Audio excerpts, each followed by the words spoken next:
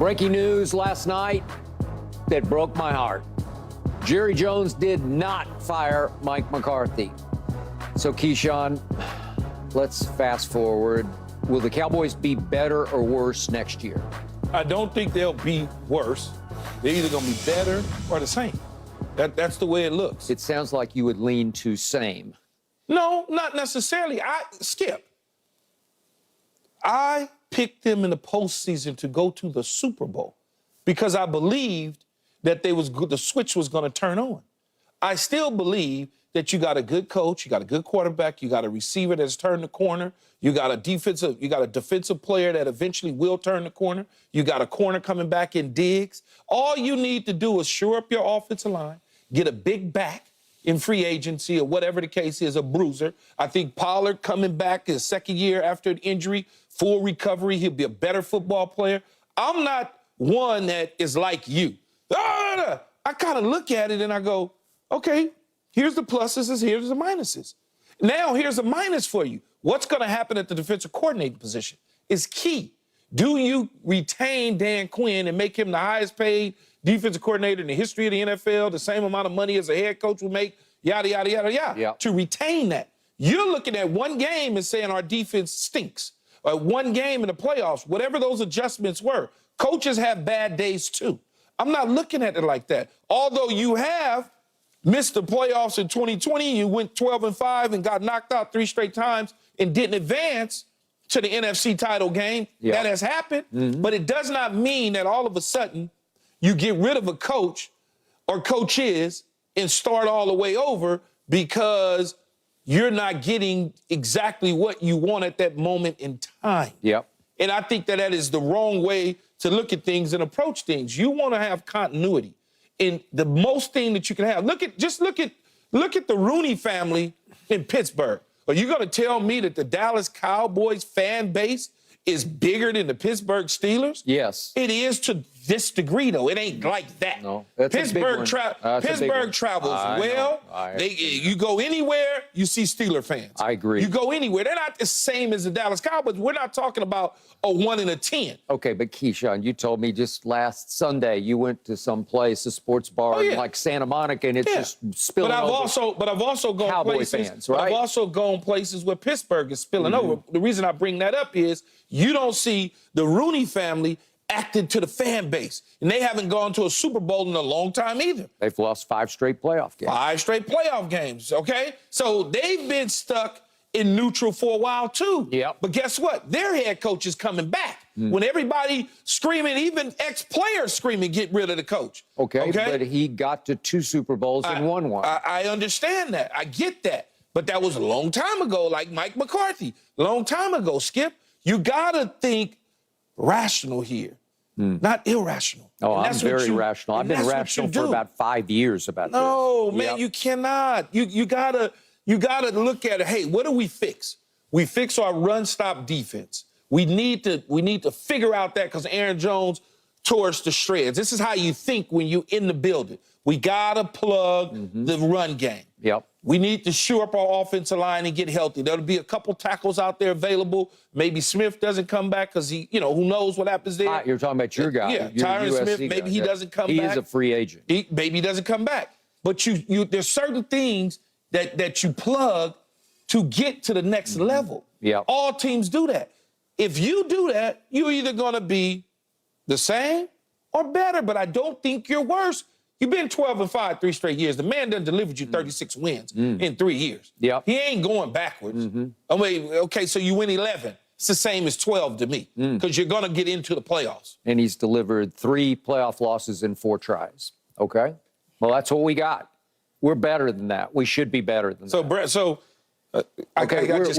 we're not living up to our regular season. We're going early Peyton Manning in Indy. You keep bringing him up because for years in Indy, he couldn't live up to his seed because his seed would be 1 or 2, 1 or 2. That is correct. And guess what happened? They eventually won. They broke through. Through. Yep. Tampa Bay, the original Dallas Cowboys and the Triplets, they finally broke through. Okay. All right. So what do I see for next year? If I do first glass half full, let's try to be cockeyed optimist here.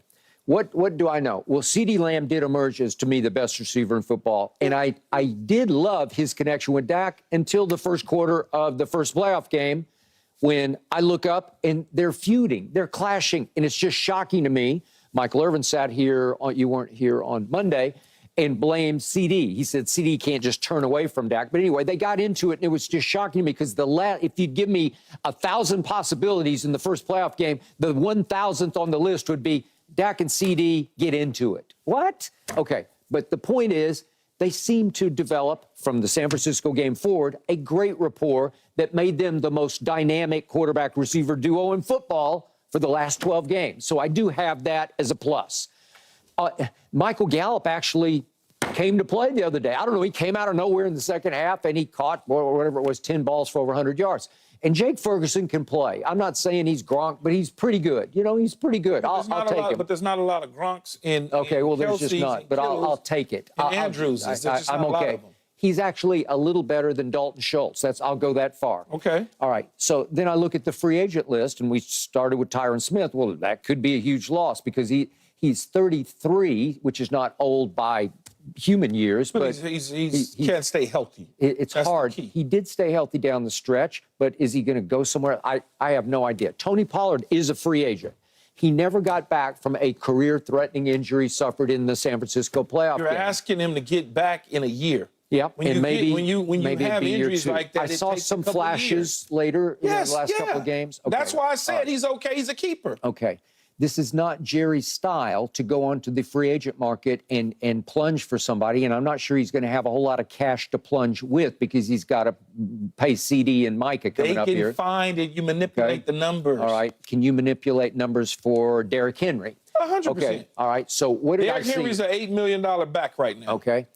He's 30 years of age. He's an $8 million guy. 4 of the last 5 years, Derrick Henry has led the league in carries, okay? That's a lot. That's a lot of wear and tear, as you know. Now, he is a huge human being, and I would hope for his sake he's got some of that sort of Adrian Peterson gene in him where you just keep getting stronger through your 30s. It's a change of pace back. You pair him with Pollard, and you got your goal line force right there. Okay. His yards per carry dropped to a career low last year. He's not what he was because nobody can be. But you're not buying You don't need him to be you're not buying the pass. The bell cow. No, you're okay. Not. All right. Okay, I got that. So that's still a possibility. Now we turn to the defensive side, and all of a sudden I can go way deep on this because Stephon Gilmore is a free agent. I don't know, but remember, they do get Trevon Diggs back, and will he come back 100%? I would hope so off his ACL tear. But if he comes back 100%, you got Gilmore still. Okay. You got Diggs, and you slide Bland inside. Okay, there are a whole bunch of others. We're going to lose some of these guys. We're going to lose Dorrance Armstrong or Curse or Jordan Lewis. Maybe you don't lose Dorrance Armstrong. Okay, I don't know. Fowler. So some of these guys, Hankins, Neville Gallimore, some of the 3 or 4 of them are going to be gone because you just can't pay all of them because you got people coming due like CD and I understand Micah, that, but you can't pay everybody, but you could also replace those guys if your scouting department, which I trust in the Dallas Cowboys because they've done a tremendous job at selecting these young players and putting them in position. And I forgot Biotish. Dorrance Armstrong, I think he was a 5th-round pick for the Cowboys, 4th or 5th-round pick. No, you can find that guy. Yeah, well, you would hope so. I forgot Biotish, who was a higher, I think he was a 3rd-round pick, but he's become a very good center in this league, and he's a free agent. I will bet you he'll be gone. I'll just bet you. So you're going to have to figure that part out. Okay, now let's look at the defense. What did I tell you from day one on this show in September? Well, you told me they had the #1 defense in the league. That's what you told me. Thank you. Well, I'm about to tell you exactly what I did tell you. I said I don't trust the quarterback. I don't trust the head coach, that my team will, and this is a quote from me, go as far as Micah Parsons and the defense can carry this team. And guess what? When I least expected it, it carried my team right out the back door to the dumpster, and it caught on fire. It was a dumpster fire. It gave up 48 points at home when the most in 66 previous Dallas Cowboy playoff games, the most ever allowed was 38. 38, and we gave up 48 really in 3 quarters to the youngest team in pro football. Okay, so what happened? Well, then I start looking harder at the defense, and down the stretch, the defense wasn't very good because, again, 266 yards rushing at Buffalo, and I can just go chapter and verse. You know what happened at San Francisco, 42-10 happened. When I really needed them to rise and shine, they did not. So I looked. But you do understand, though, when you start talking about 42 at San Francisco and you talk about Green Bay and some of these other teams, Seattle, the Rams, that's the same system. Yeah, Seattle, would they hang on us? 35, but that's the same system. So clearly, Dan Quinn and that defense struggle with Kyle Shanahan, the West Coast system, Sean McVay, the West Coast system. Yeah. They struggle with that. Okay. It's just so what the reality happened? of it. My defense lived and died by creating takeaways. And through the first 5 weeks, we were tied for second in the league in takeaways. At home. Yeah. No, well, this is just in general. Well, you were taking the ball away at home, not on the road. Well, there you go. And, yeah, we took it away. Remember? Stop. Well, we did. Stop. Well, you just said we Stop took with it the away. New York. Okay, all right. All they did was make the playoffs last year and win a playoff game. Okay, from week 6 on, we tied for 21st in turnovers. And when we really needed to take the ball away at Buffalo, at Miami, and at home against Green Bay, we had 0 turnovers in those 3 games, zero takeaways. Well, a couple of those games were on the road. You did not Okay. attack the same way on the road as you did at home. Jordan Love and company, again, they understood that defense. Romeo Dobbs and Jordan Love and Jones at the back, but they just understood how to play against the defense. And this brings me to who I thought was my best player on the football team, Micah 11 from heaven, Micah Parsons. I got to tell you, from my heart, I'm just speaking the raw, painful truth. I thought he was a better podcaster this year than a playmaker on defense. That's what happened, and I think you agree with me on that because he did not come to play the way I thought he would. Here's what he did not wreck games like I thought he would. Here's what Micah has to do. He just has to get better in certain situations, Skip. Okay, for whatever reason, and I don't know the reasoning because I'm not coaching and I'm not watching.